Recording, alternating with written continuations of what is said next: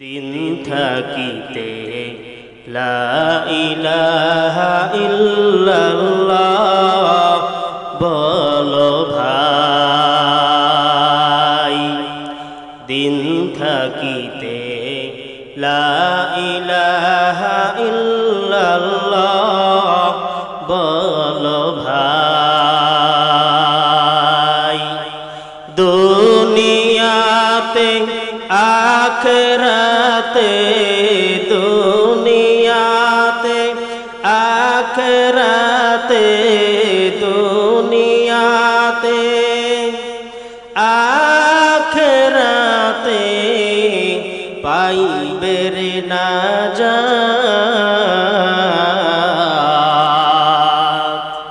দিন থাকিতে লা ইলাহা ইল্লাল্লাহ বলো ভাই। দিন থাকিতে লা ইলাহা ইল্লাল্লাহ বলো ভাই। বলো লা ইলাহা ইল্লাল্লাহ, লা ইলাহা ইল্লাল্লাহ, লা ইলাহা ইল্লাল্লাহ।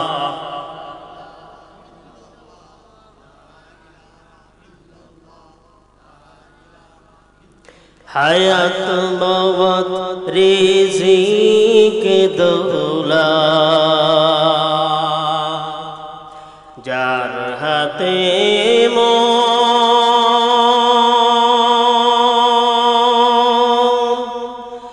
একবারও কি তার কথাটা ভাবিস নে কখন,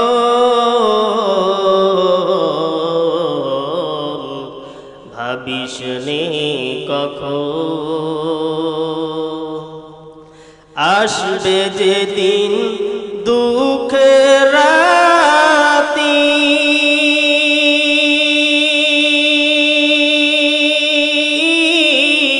ওই নাম হবে সঙ্গের সাথী। আসবে যেদিন দুঃখের রাতি,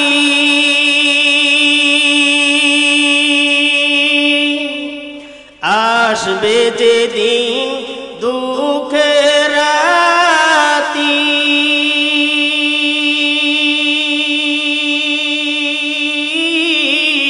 ওই নাম হবে সঙ্গের সাথী। ও নাম বিনে দুনিয়াতে, ও নাম বিনে আখিরাতে, ও নাম বিনে দু জাহানে বন্ধু কেহ নাই। দিন থাকিতে লা ইলাহা ইল্লাল্লাহ বলো ভাই। দিন থাকিতে লা ইলাহা ইল্লাল্লাহ বলো ভাই। দুনিয়াতে আখিরাতে, দুনিয়াতে আখিরাতে চাও যদি নাজাত। দিন থাকিতে লা ইলাহা ইল্লাল্লাহ বলো ভাই। দিন থাকিতে লা ইলাহা ইল্লাল্লাহ বলো ভাই। বলো লা ইলাহা ইল্লাল্লাহ, লা ইলাহা ইল্লাল্লাহ।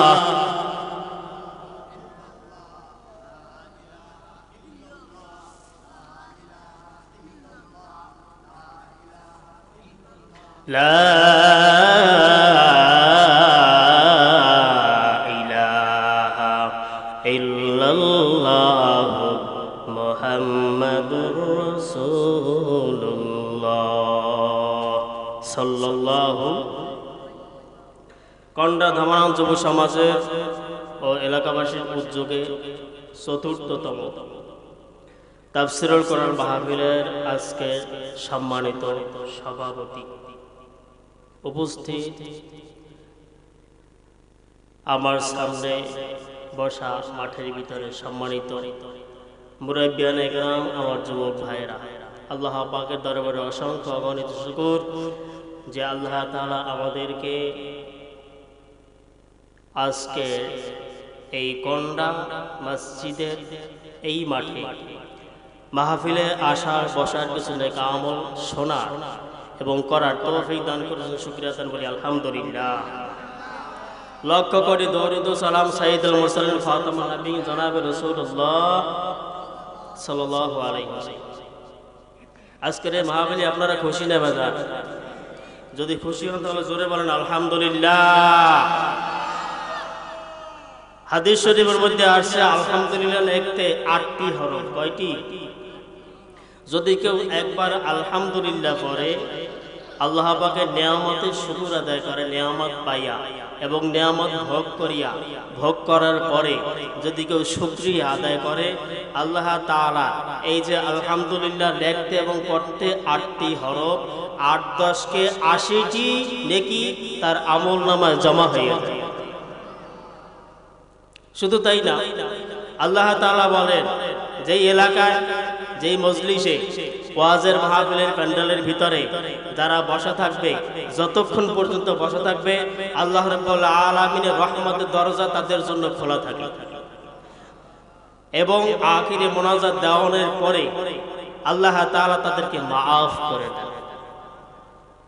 তাইলে এই যে শুকরিয়া আলহামদুলিল্লাহ, আল্লাহ পাকের বিশাল বড় এক নিয়ামত নাকি? তো এই শুকরিয়া আল্লাহ পাকের বেশি বেশি আদায় করতে হবে, কম আদায় করলে হবে নাকি? শুকরিয়া কেমনে আদায় করব? বেশি বেশি করে আদায় করব।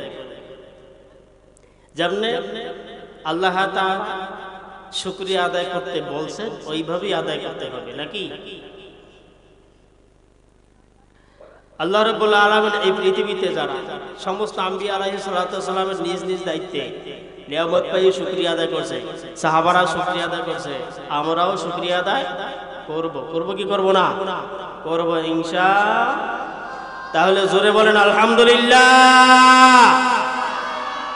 আর একটু জোরে বলেন আলহামদুলিল্লাহ। আল্লাহ রাব্বুল আলামিন বলেন কিরামান কাতিবিনা ইয়ালামুনা মা তাফআলুন।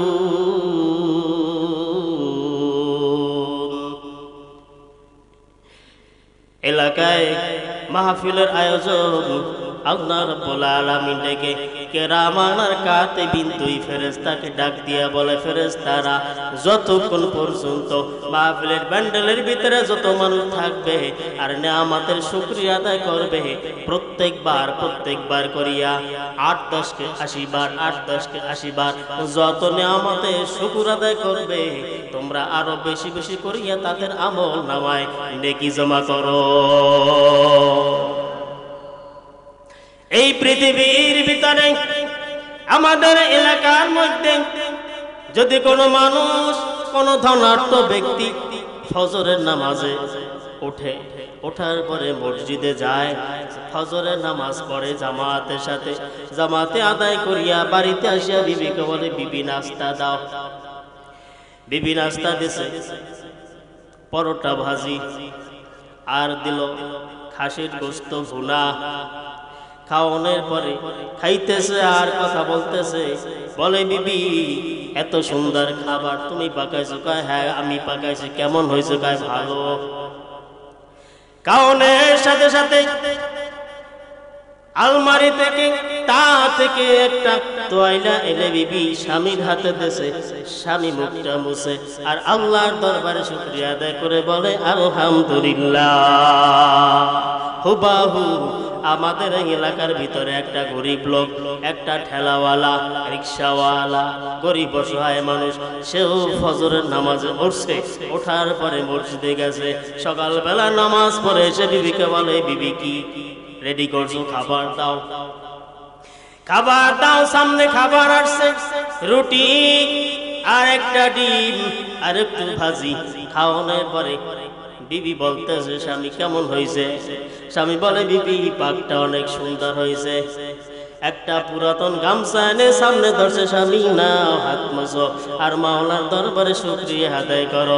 মাওলার দরবারে হাত মোছে আর মাওলার দরবারে শুকরিয়া আদায় করে বলে আলহামদুলিল্লাহ। হাদিস শরীফের মধ্যে আছে এই দুইজন ব্যক্তি, একজন ধনাঢ্য ব্যক্তি আর একজন গরিব ব্যক্তি, আলহামদুলিল্লাহ যে পড়লো, দুইজনের ভিতরে আকাশ আর জমিন পার্থক্য। বলে কেমন? বলে কেমন? বলে ধনাঢ্য ব্যক্তি আর গরিব ব্যক্তি এই দুইজনের ইবাদত এক না। আল্লাহ নবী বলেন কাল হাসরের ময়দানে ধনাঢ্য ব্যক্তি আর গরিব ব্যক্তি যখন উঠবে, ওই ধনী ব্যক্তির চাইতে গরিব ব্যক্তি 500 বছর আগে বেহেশতে চলে যাবে। আর জোরে বলে আল্লাহ নবী। সাহাবীরা জিজ্ঞেস করে পয়গম্বর এটা কেমন কথা? গরিব ইবাদত করে, ধনী ইবাদত করে, কিন্তু ধনীর ব্যক্তির চাইতে গরিবে আগে 500 বছর যাবে, তার কারণ কি? আল্লাহ তাআলা ডেকে বলে, আল্লাহ নবী ডেকে বলে, হে আমার সাহাবারা, দুনিয়ার ভিতরে যারা গরিব মানুষ তারা অনেক কষ্ট করে, কাজ করে, এরপর আল্লাহ পাককে স্মরণ করে, আল্লাহর ইবাদত বন্দেগী করে, সারাদিন শরীরের ভিতর থেকে ঘাম ঝরায়। এই ঘাম ঝরার কারণে আল্লাহ তাদেরকে কবুল করে নেয়। আল্লাহ নবী বলে সাহাবারা শোনো, কাল হাসরের ময়দানে এই গরিব মানুষ আর ধনী মানুষ দুইজন উঠবে, 500 বছর আগে গরিব বেহেশতের ভিতরে চলে যাবে, দুইজনের মধ্যে পার্থক্য হবে। আল্লাহ নবী সাহাবীরা বলে হুজুর তাহলে 500 বছরের তুলনা কেমন হবে? আল্লাহ নবী ডেকে বলেন আখিরাতের একদিন দুনিয়ার 1000 বছর। আখিরাতের একদিন দুনিয়ায় 1000 বছর। এই রকমের হিসাব করলে হয় 500 বছর। বলে 500 বছর কত? 25 কোটি 18 লক্ষ বছর আগে বেহেশতে যাবে। কত বছর? 25 কোটি 18 লক্ষ বছর আগে একজন ধনী ব্যক্তির চাইতে গরিবে আগে বেহেশতের ভিতরে চলে যাবে। সুবহান। এজন্য বলি ভাই, ধনী হও আর গরিব হও, অসুস্থ হও আর সুস্থ হও, নিয়ামত পাও আর না পাও, যে অবস্থা থাকি সর্ব অবস্থায় মাওলা পাকের শুকরিয়া আদায় করে বলতে হবে আলহামদুলিল্লাহ। কি বলতে হবে? বলে ধনীরাও কম না, ধনীদের টাকা পয়সা দিয়ে মসজিদ হয়, মাদ্রাসা হয়, বড় বড় কাজ হয়, দ্বীনি প্রতিষ্ঠান হয় কি হয় না? অতএব পরে ধনীরাও কম না, ধনীদের টাকা দিয়াও অর্থ সম্পদ দিয়াও দ্বীনি অনেক বিরাট বড় নেয়ামত হয়, অনেক বড় নেয়ামতের কাজ করা হয়। আর এই নেয়ামতের দ্বারা আল্লাহ রাব্বুল আলামিন কাল হাসরের ময়দানে অন্তরের ইখলাস দেখে ওই ব্যক্তিকে সবার আগে বেহেশতে দিয়ে দিবে। কাদের কুদরত দারি বর কামাল, আংতা রব্বি আংতা হাসবি জুল জালাল, তুহি কাদের জালিলুল্লাহ জাহাদার, বহর হালে তুহি মেরা নিগাহদার। তাইলে কি সর্ব অবস্থায় শুকরিয়া আদায় করবো কি করবো না? প্যান্ডেলের ভিতরে যারা আছে তারা বেহেশতের বাগানে আছে, সবাই সুবহান। প্যান্ডেলের বাইরে যারা আছে তারা কেউ বেহেশতের বাগানে নাই, তারা অডিও শুনতেছে, ভিডিও শুনতেছে না, ভিডিও দেখতেছে না। ভিডিও হইলো স্টেজের ভিতরে যারা বসে তারা হলো ভিডিও দেখতেছে, আর যারা বাহিরে আছে তারা অডিও শুনতেছে, অডিও। এখন হাসরের ময়দানে যারা ভিডিও দেখবে, হাসরের ময়দানে তাদেরকে মাফ করে আগে জান্নাতের ব্যবস্থা করে দেবে। সুবহানাল্লাহ। বলে কেমন জান্নাতের ব্যবস্থা করে দেবেন আল্লাহ? সামনে আসতেছে ইনশাআল্লাহ। তাইলে এখন সর্ব অবস্থা আমরা কি করব? নিয়ামতের শুকরিয়া আদায় করব ইনশাআল্লাহ। সামনে আর যাওয়া যাবে না, তাফসীরের দিকে রওনা দিতে হবে। আমার সাথে সাথে পড়েন আউযু বিল্লাহি মিনাশ শাইতানির রাজীম, বিসমিল্লাহির রাহমানির রহিম, বিসমিল্লাহির রাহমানির রহিম। কিতাবের ভিতরে লেখছে যদি কোনো মহিলারা সকালবেলা উঠে ফজরের নামাজ পড়ে আস্তে আস্তে করিয়া সংসারের সমস্ত কাজকর্ম করে আর বিসমিল্লাহ জবানে থাকে, কি থাকে? বিসমিল্লাহ যদি জবানে থাকে তাইলে কিতাবের ভিতরে লেখছে, মুফাসসিরগণ বলেন কিতাবের ভিতরে লেখছে বিসমিল্লাহর তাফসিরে, ফাজায়েলে বিসমিল্লাহর একটা তাফসির আছে, এর ভিতরে লেখছে যে ওই মহিলা যারা দুনিয়াতে বসে কাজকর্ম করে আর তাদের জবানেই থাকে প্রথমেই বিসমিল্লাহ, কি থাকে? বিসমিল্লাহ যদি প্রথমেই থাকে, যেমন প্রথমে দরজা খুলবে বিসমিল্লাহ, এরপরে ওযু করবে বিসমিল্লাহ, এরপরে ঝাড়ু দেবে বিসমিল্লাহ, প্রত্যেকটা কাজে যখন বিসমিল্লাহ বলবে বিসমিল্লাহ বলবে, তখন মুফাসসিরিনে কেরাম বলেন আল্লাহ রাব্বুল আলামিন এই মহিলার আমলনামায় কাবা হাতিমের মাঠ ঝাড়ু দেওয়ার সওয়াব দিয়ে দিবে। আজকে বাড়িতে ওয়াজ করবেন, মা বোনদেরকে ইনশাআল্লাহ রাজি আছি যে প্রত্যেকটা কাজ করার আগে কি বলতে হবে? বিসমিল্লাহ বলতে হবে। কি বলতে হবে? শুধু তাই নয়, আসমানি কিতাব 104 খানা, 104 খানা আসমানি কিতাব, এই 104 খানা কিতাব আসমানি যদি কেউ দুনিয়ার ভিতরে বসিয়া একবার যদি কেউ বিসমিল্লাহির রহমানির রহিম পড়ে তাহলে ফাজালে বিসমিল্লাহ, এই তাফসীরের ভিতরে লেখছে যে আল্লাহ রাব্বুল আলামিন ওই ব্যক্তিকে 104 খানা কিতাব পড়ার সওয়াব দিয়ে দিবে। জোরে বলেন সুবহানাল্লাহ। শুধু ফজিলতের বয়ান ইনশাআল্লাহ। শুধু তাই নয়, হাফেজ আব্দুল্লাহ জৌনপুরি ভারতবর্ষের ভিতরে কুরাইশ বংশের আবু বকর বংশের গোত্র গরওয়ান মাওলানা কেরামত আলী সাহেব আমাদের দেশে আসে, প্রত্যেক বছর আসে, তাদের বংশধর 42তম পুরুষ। এর ভিতর থেকে আব্দুল্লাহ জৌনপুরি রাহমাতুল্লাহ আলাইহি তিনি এই বিসমিল্লাহ কিতাবটা লেখছে, ফাজালে বিসমিল্লাহ কিতাবটা লেখছে। এই কিতাবটা লিখতে গিয়ে উনি বলেন যে বিসমিল্লাহির রহমানির রহিম লিখতে আল্লাহ, রহমান এবং রহিম তিনটা নাম, কয়টা নাম? জোরে বলেন কয়টা নাম? 1 নম্বরে আল্লাহ, 2 নম্বরে রহিম, 3 নম্বরে রহমান। বলে আল্লাহ, রহমান আর রহিম এই তিনটা নাম এখানে বিসমিল্লাহ লিখতে আছে। অতএব পরে আল্লাহ নামে যদি ব্যাখ্যা করে 1000 নামের ব্যাখ্যা বাহিরে আসবে। এরপর রহমান নামের যদি ব্যাখ্যা করে আরো 1000 রহমান নামের ব্যাখ্যা আসবে। এরপর রহিম নাম যদি ব্যাখ্যা করে 1000 নাম আল্লাহর বেরিয়ে আসবে। আল্লাহ রাব্বুল আলামিনের সর্বমোট নাম হলো 3000। কয় হাজার? আল্লাহ রাব্বুল আলামিনের নাম হলো সর্বমোট 3000। আল্লাহ রাব্বুল আলামিন আল্লাহ লেখার পরে, আল্লাহ পড়ার পরে 1000 নামের অর্থ বাইর হবে। এরপর রহমান লিখতে গেলে এবং পড়তে গেলে 1000 নামের অর্থ, আর রহিম পড়তে গেলে লিখতে গেলে 1000 নামের অর্থ বাহির হবে। তিনি উল্লেখ করে বলেন যদি কোনো ব্যক্তি, কোনো বান্দা আর বান্দি দুনিয়ার ভিতরে বসিয়া যদি আল্লাহকে আল্লাহ বলে যদি একবার ডাক দেয়, রহমান বলে যদি একবার ডাক দেয়, রহিম বলে যদি একবার ডাক দেয়, তাহলে 3000 নাম আল্লাহর নামে ডাক দিয়া দিল।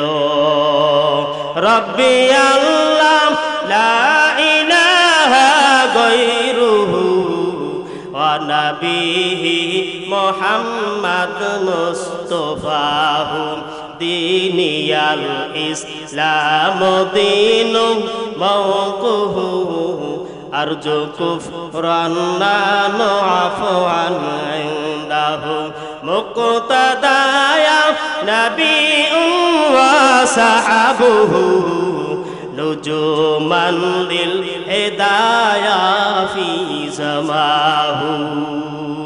পড়েন বিসমিল্লাহির রহমানির রহিম।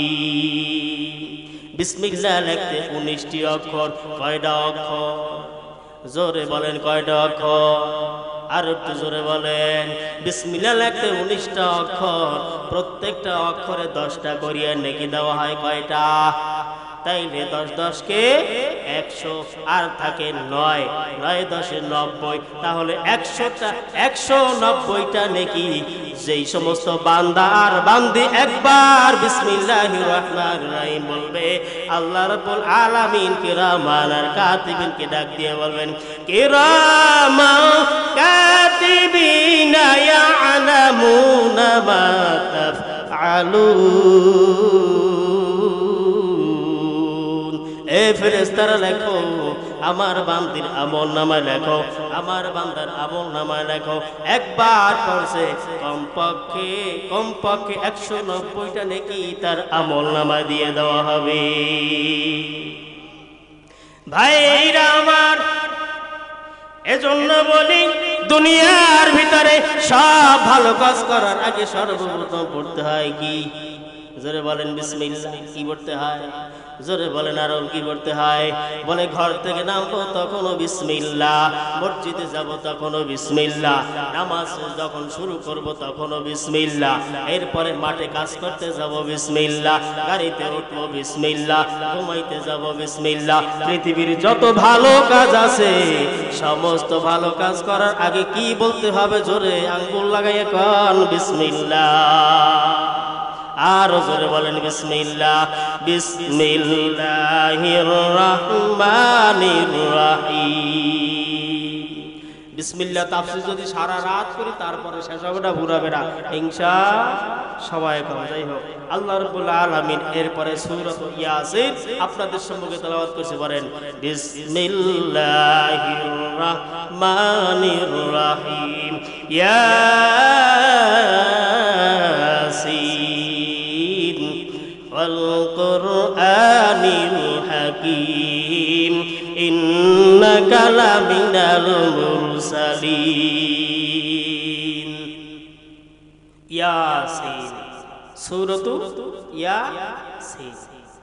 হাদিস শরীফের মধ্যে আসছে, যদি কেউ সকালবেলা সূরা ইয়াসিন যদি কেউ পড়ে তাহলে সারা দিন রিজিকের ব্যবস্থা, হেফাজতের ব্যবস্থা স্বয়ং আল্লাহ তাআলা নিজ দায়িত্বে তার নিয়ে নেয়। আবার বৈকাল বেলা যদি কেউ সূরা ইয়াসিন পড়ে তাহলে সারা রাতের হেফাজত সমস্ত কিছু আল্লাহ তাআলা তার হেফাজতে নিয়ে নেয়। যারা সূরা ইয়াসিন জানেন ইনশাআল্লাহ পড়বেন প্রতিদিন, নিয়ত করে ইয়াসিন। ইমাম মালিক রাহমাতুল্লাহ লেখছেন যে ইয়াসিন হলো আল্লাহ পাকের নাম। কার নাম? আল্লাহ পাকের নাম। বিধায় এই নাম কোনো মানুষের নামে রাখা জায়েজ নাই। আল্লাহ তাআলা এই কথা বলতেছেন ইমাম মালিক রাহমাতুল্লাহি আলাইহি। আমাদের মাযহাবে, হানাফি মাযহাবে, শাফি আর অন্যান্য মাযহাবে, কিন্তু আমাদের মাযহাবের কথা হলো এই যে ইয়াসিন হইল আল্লাহর নবীজির নাম। কার নাম? অতএব এই নাম মানুষের রাখা যাইতে পারে, যাইতে পারে। এটা হলো আমাদের মত, হানাফি মাযহাবে মত। তো এই ইয়াসিন এটা হলো আল্লাহ রাব্বুল আলামিন বিভিন্ন জায়গায় এই যেমন ইয়াসিন, আলিফ লাম মিম, আলিফ র, আলিফ লাম র, এরকম বিভিন্ন জায়গায় এরকমের সূরার শুরুতে অক্ষর দিয়েছেন। অক্ষর, এই অক্ষরে আল্লাহ রাব্বুল আলামিন কি লেখছেন আল্লাহ পাকই ভালো জানেন, মানুষেরা জানেন। তারপরে মানুষের একটা ব্যাখ্যা করছে, ব্যাখ্যা করার পরে এরপরে বলেন যে এর অর্থ আল্লাহ পাক ভালো জানেন, আমরা জানি।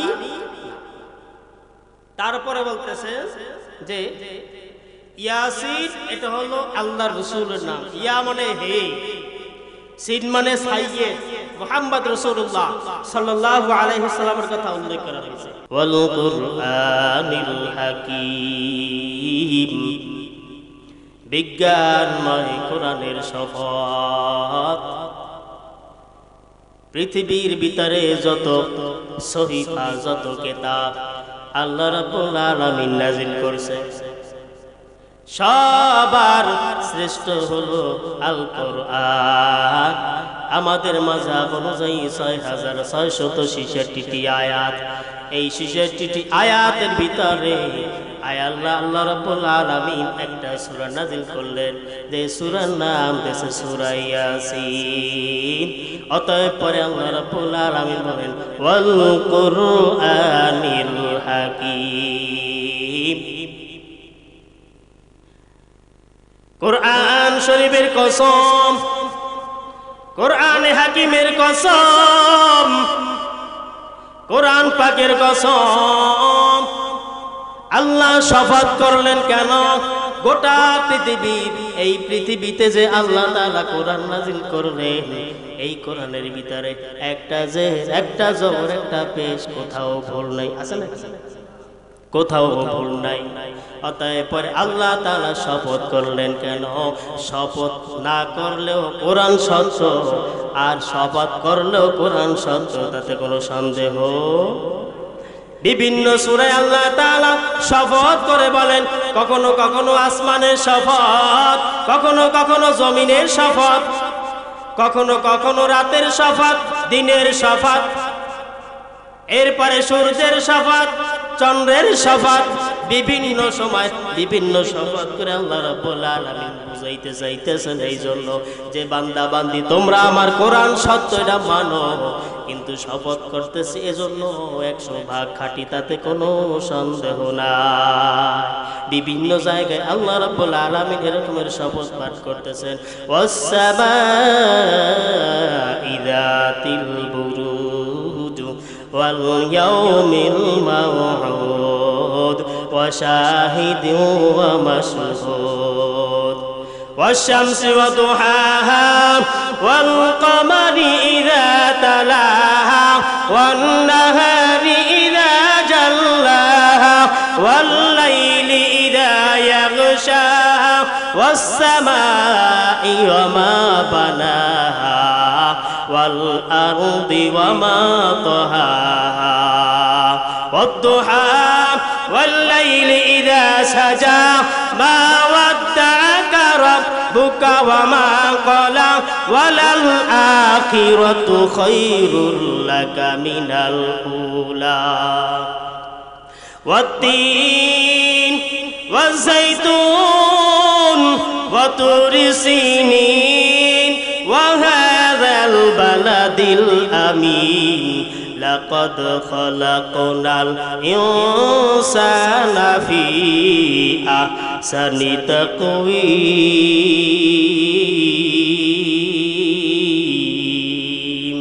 কাদের কুদরত দারি বরকামাল আনতা রব্বি আনতা হাসবি জুল জালাল তুহি কাদের জালিলুল্লাহ জাহাদার বহর হালে তুহি মেরা নিগাহদার। আমার আল্লাহ রাব্বুল আলামিন বিভিন্ন সূরা বিভিন্ন সময় এক একটা নাম ধরে শপথ করলেন। বলে শপথ করলেন কেন? আল্লাহ রাব্বুল আলামিনের কোরআন সত্য, তারপরও শপথ করলেন। শপথ করলেন এজন্য যাতে দুনিয়ার বান্দা বান্দি যারা মুসলমানেরা পৃথিবীর জমিনে আখিরি জামানায় এমন এমন মানুষ থাকবে যারা মুসলমানদের সাথে টক্কর দিবে, যারা কোরআনের সাথে টক্কর দিবে, যারা বলবে কোরআন সত্য না, কোরআনের আয়াত সত্য না, কোরআনের হরফ সত্য না, মুসলমানের ধর্ম সত্য না।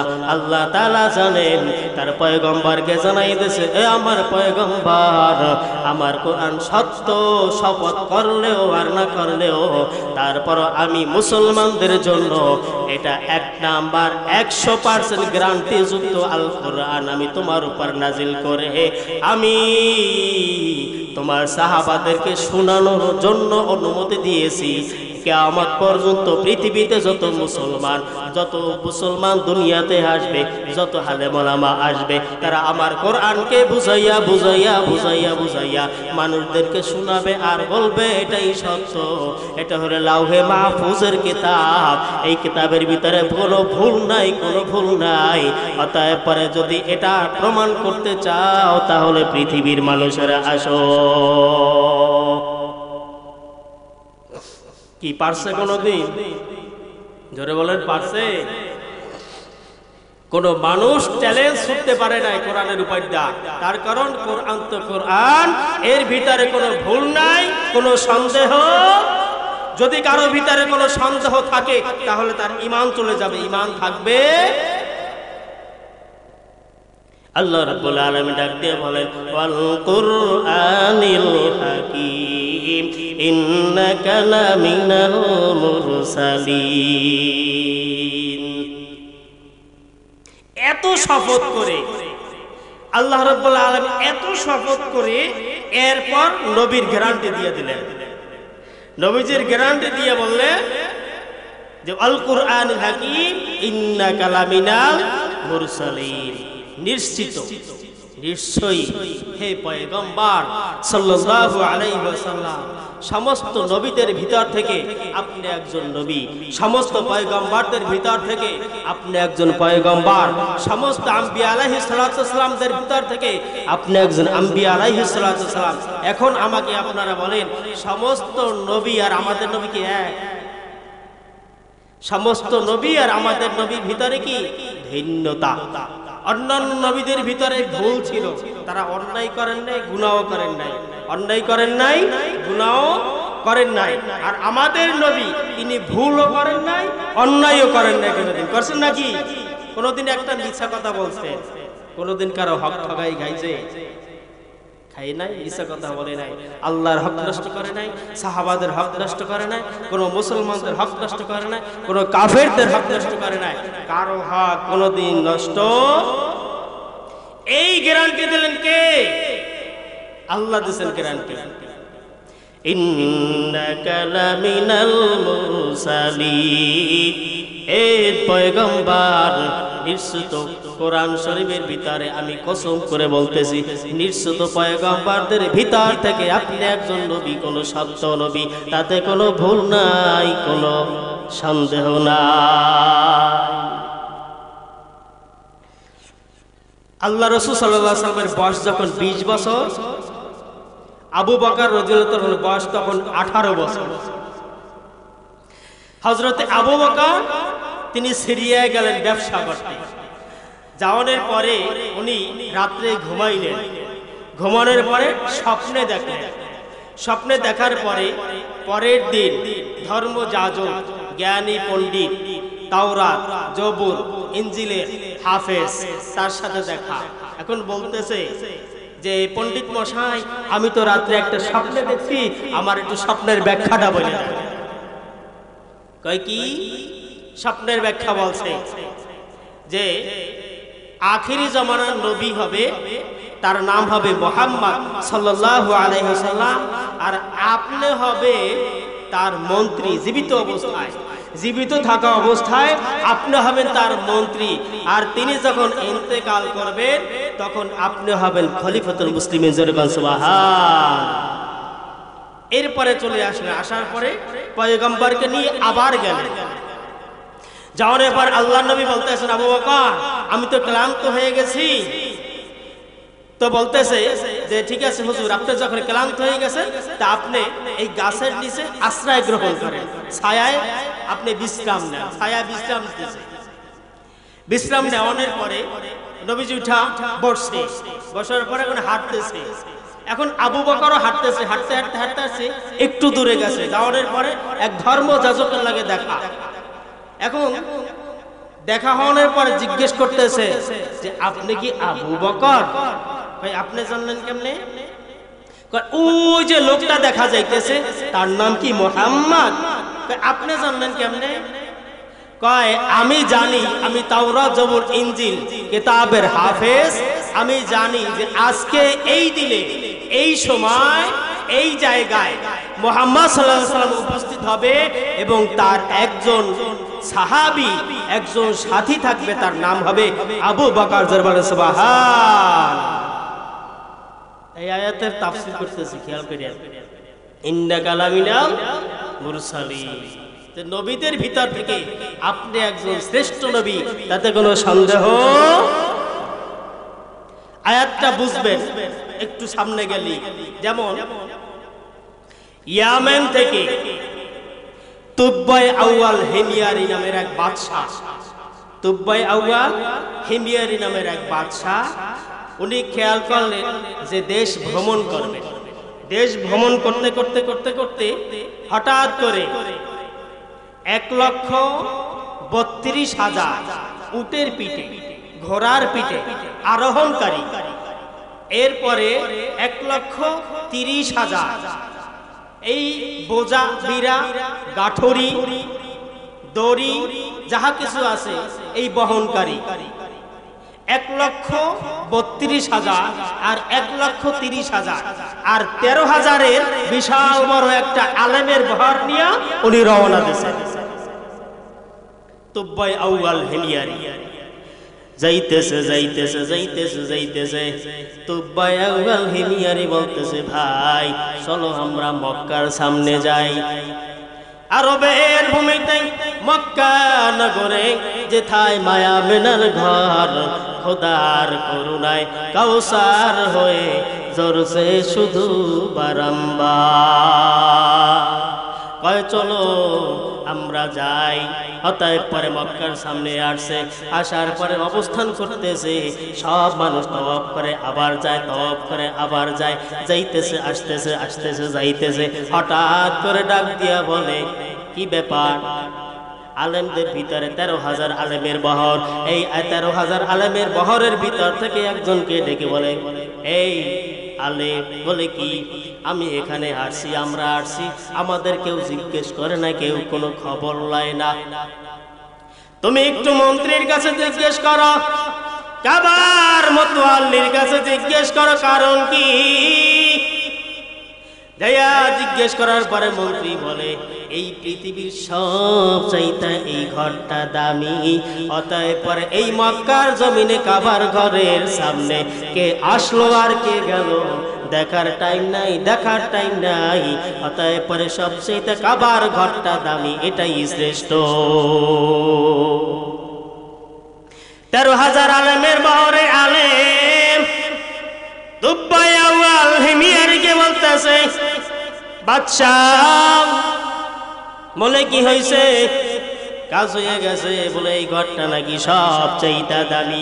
কয় সব চাইতে যদি দামি হয় তাহলে এই ঘরটা আমি ভাঙ্গিয়া ফেলাইয়া দেব। এই কথা বলার সাথে সাথে মনস্তাপ করছে, ঘরটা ভাঙ্গিয়া ফেলাইয়া দেবে। এই কথা বলার সাথে সাথে সাথে সাথে তাহার জবান থেকে, কান থেকে, নাক থেকে রক্ত পড়া শুরু হয়ে গেছে। রক্ত পড়তে পড়তে পড়তে পড়তে পুষ হয়ে গেছে, দুর্গন্ধ শুরু হয়ে গেছে। এমন দুর্গন্ধ কেউ তার কাছে আসে না। এখন ডাক্তার দেখায়, কোন ডাক্তারি কাজ হয় না। ডাক্তার দেখাইতেছে, ডাক্তার দেখাইছে, কোন ডাক্তারের কাজ হয় না। এখন 13,000 আলেমের বহরের এক আলেমের কাছে জিজ্ঞেস করে, হে আলেমের বহর, এর ভাই এ অবস্থা কেন হইল? আমি ডাক্তার দেখাই কিন্তু ভালো হয় না। 13,000 বহরের আলেমের শ্রেষ্ঠ আলেম ডেকে বলে, হে বাদশাহ, আপনি মনে হয় কোনো খারাপ মন্তব্য করছেন, এই জন্য মনে হয় এই অবস্থা। বলে কি মন্তব্য করছেন? করে হ্যাঁ, আমি মন্তব্য করছি এই এই ঘটনা। ডাক দিয়া বলে, তাহলে আপনি ভুল কাম করছেন। দুনিয়ার সমস্ত ডাক্তার যদি দেখান, কোন ডাক্তারের কাজ হবে না, কাজ হবে না। বলে এখন কি করব? বলে তওবা করেন। উনি তওবা করলেন আর আসমানের দিকে তাকাইয়া বলতেছে, মালিক তুমি আমাকে মাফ করে দাও, আজকে যদি তুমি আমাকে মাফ করে দাও তাহলে আমি তোমাকে কথা দিলাম তোমার এই কাবার হাতিম কাবার ঘরটা যে গেলাপ ছাড়া শুধু পাথর দেখা যায় আমি রেশমি কাপড় দিয়া দামি কাপড় দিয়া তোমার এই কাবার ঘরটা আমি পর্দা দিয়ে দেব। আর বলে সুবহানাল্লাহ। এরপর ভাই আমি আরো ওয়াদা দিলাম এই আরবের ভূমিতে মক্কা নগরে প্রত্যেকটা ঘর প্রত্যেকটা বাড়িতে আমি 7 জোড়া করে কাপড় দেব এবং 7টি করে আমি স্বর্ণ অলংকার 7টি করে আমি দেনমোহর 7টি করে আমি তাদেরকে টাকা পয়সা যা কিছু প্রয়োজন আমি দেব তাতে কোনো সমস্যা না। আমি 7টি করে সবাই দিনার দিয়ে দেব। এই কথা কওয়ানোর সাথে সাথে তুব্বাই আউয়াল হিমিয়ারি সুস্থ হয়ে গেছে। জোরে বলেন সুবহানাল্লাহ। তুব্বাই আউয়াল হিমিয়ারি সুস্থ হয়ে গেছে। সুস্থ হয়ে যাওয়ার পরে ওয়াদা রক্ষা করার পরে হঠাৎ করে বলতেছে কয় চলেন, কয় 1,32,000 আর 1,30,000 13,000 এই আলমের বহর নিয়া উনি মক্কা থেকে মদিনার দিকে রওনা দেছে। মদিনার পথে যায় আর রেশনায় অপেক্ষা করে। এর ভিতরে হঠাৎ করে 13,000-এর এই বহরের আলেমেরা ওই মদিনার ভূমির কঙ্কর পাথর বালুকণা হাতে নিয়ে এরকমের টলে আর নাকের কাছে নিয়ে ঘেরার নাই। তুব্বাই আউয়াল হিমিয়ারি ডাক দিয়ে বলে কিরে ভাই কি অবস্থা, কি করো? কয় আমরা তাওরাত জবুর ইনজিল এর ভিতরে আমরা পাইছি মক্কা থেকে এই মদিনার ভূমিতে 1000 বছর পরে আপনার পরে 1000 বছর পরে আখির জামানা নবী মুহাম্মদুর রাসূলুল্লাহ সাল্লাল্লাহু আলাইহি ওয়াসাল্লাম এই পথে আসবে আর এই মক্কায় অবস্থান করবে। এজন্য আমরা গবেষণা করে পাইলাম এটাই ঠিক। তুব্বাই আউয়াল হিমিয়ারি ডাক দিয়া বলে তাহলে আপনারা এখন কি করবেন? 13,000 আলেমের বহর কয় আমরা আর এই মদিনা থেকে যাব না, আমাদের এখানে বাড়ি করিয়ে দেন, ঘর করিয়ে দেন। তুব্বাই আউয়াল হিমিয়ারি এক এক করতে করতে 400 ঘর করিয়া দিয়া এরপরে 13,000 আলেমের বহরকে জিজ্ঞেস করলেন, বলে আপনারা গবেষণা করলেন আখিরি জামানার পয়গম্বর 1000 বছর পরে আসবে, অতএব পরে ওই আখিরি জামানার নবীর উপরে আমি তুব্বাই আউয়াল হিমিয়ারি আজকে 1000 বছর আগে আমি ঈমান আনয়ন করলাম। লা ইলাহা ইল্লাল্লাহ মুহাম্মাদুর রাসূলুল্লাহ সাল্লাল্লাহু আলাইহি ওয়া আলা আলিহি ওয়া আসহাবিহি ওয়া বারাকা ওয়া সাল্লাম।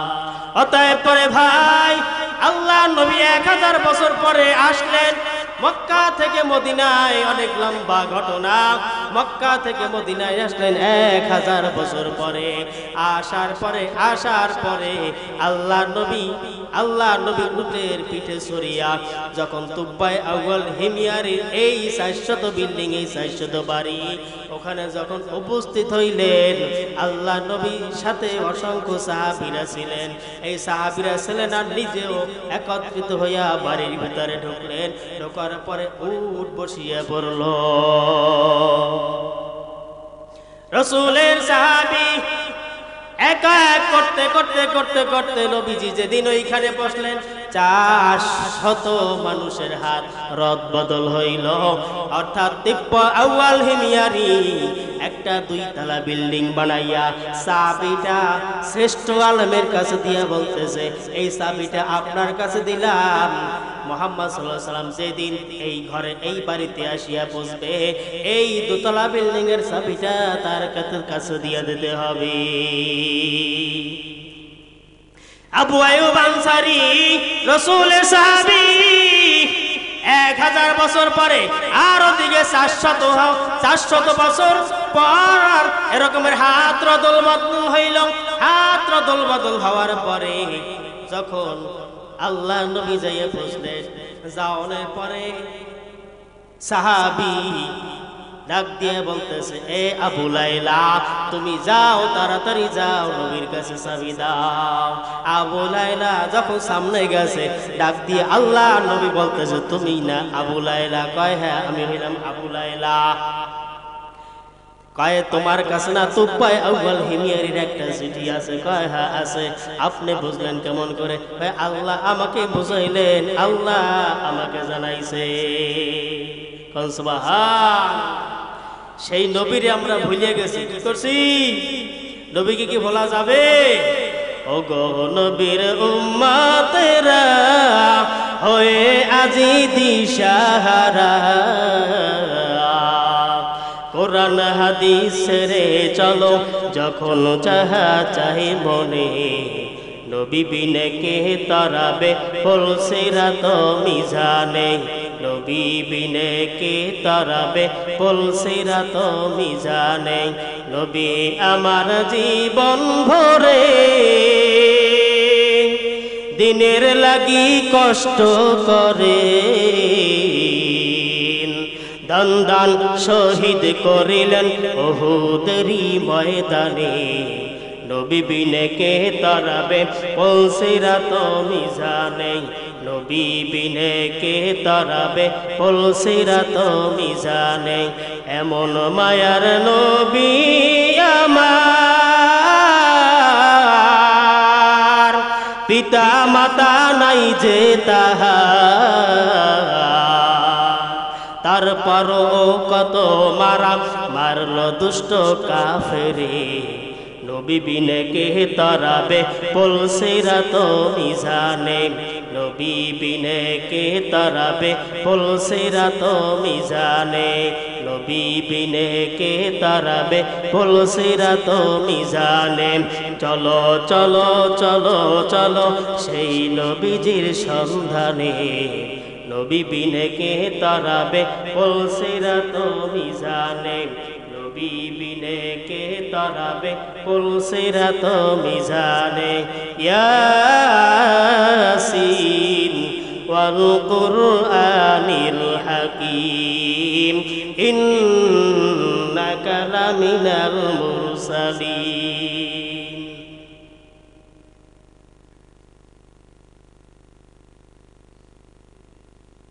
ভাইরা আমার, অতএব আমরা এমন নবী পাইলাম, আমরা একজন শ্রেষ্ঠ নবী পাইছি। সব নবী শ্রেষ্ঠ নবী আমাদের নবী সাইয়্যিদুল মুরসালিন খাতামুন নবীন। অতএব সেই নবীকে বলিয়া নামাজও সারিয়া দিছি, রোজাও সারিয়া দিছি, ইবাদত সারিয়া দিছি, সুন্নাহ সারিয়া দিছি। আসলে বোঝা যায় নবীর যদি খাঁটি প্রেমিক হওয়া যায়, তাহলে নামাজও সারবে না, রোজাও সারবে না, আর নবীর সুন্নাত সারবে না, কোনোদিন সারা সম্ভব না। সম্ভব? হ্যাঁ, জোরে বলেন সম্ভব। এই জীবনে না করিলাম বন্দেগী, গুনাহ করে কাটাইলাম জিন্দেগি, গুনাহ করে কাটাইলাম জিন্দেগি। তওবা করে কত তওবা ভাঙ্গিলাম, তওবা করে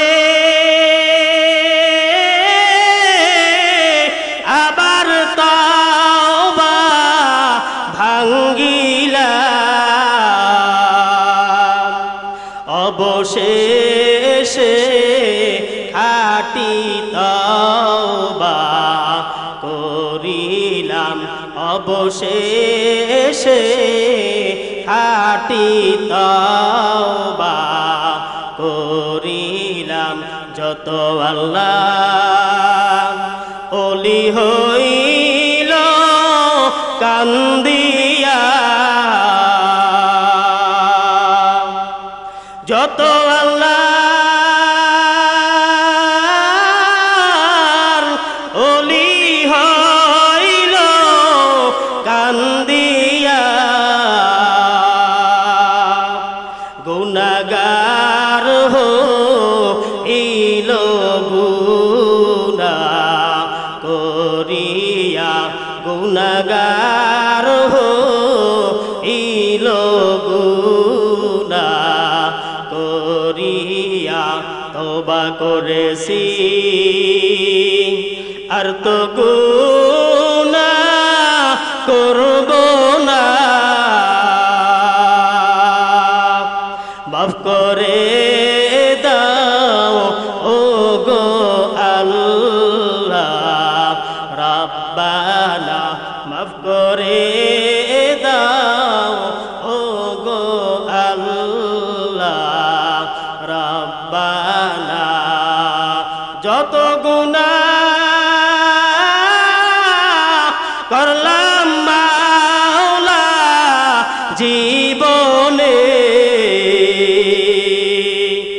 মাফ করে দাও ও গো আল্লাহ নিজ গুণে মাফ করে দাও ও গো আল্লাহ নিজ গুণে যত গুনাহ করলাম মাওলা হায়াতে